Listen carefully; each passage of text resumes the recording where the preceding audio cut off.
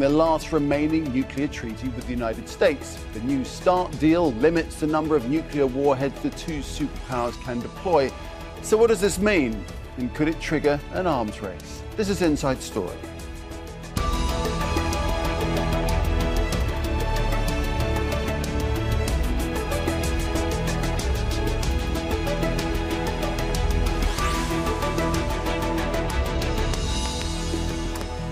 Hello there and welcome to the programme. I'm Nick Clark. Now, Russian President Vladimir Putin says his country is suspending its role in the new Strategic Arms Reduction Treaty, or START. He made the announcement on Tuesday at a speech ahead of the first anniversary of the start of the war in Ukraine. Now, START limits the strategic nuclear arms arsenals of both Russia and the United States.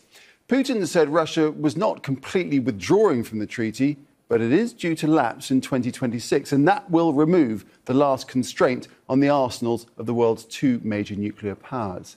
Harry Fawcett explains the history of the New START.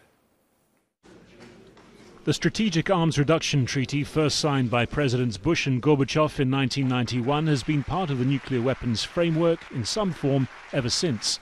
Barack Obama and Dmitry Medvedev inaugurated its successor, New START, in 2010. Under its terms, Russia and the United States, owners of 90% of the world's nuclear weapons, would limit their deployed strategic warheads to 1,550 and their long-range missiles and bombers to 700.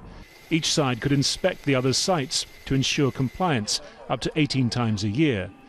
But inspections were halted, first by COVID-19 and then by deteriorating relations since Russia's invasion of Ukraine. On Tuesday in Moscow, Vladimir Putin announced Russia was suspending its membership, he said, in response to hostile US actions.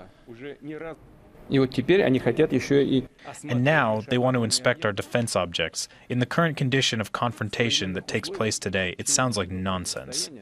US-Russia relations on nuclear weapons have been strained for years. The United States pulled out of the Anti-Ballistic Missile Treaty in 2002 and left the Intermediate-Range Nuclear Forces Treaty in 2019, accusing Russia of developing a cruise missile that breached its terms.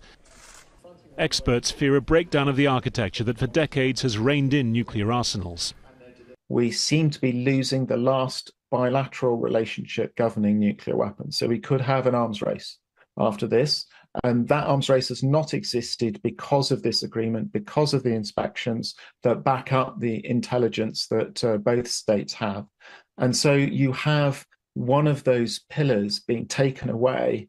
Joe Biden agreed a 5-year extension to New START when he took office in 2021.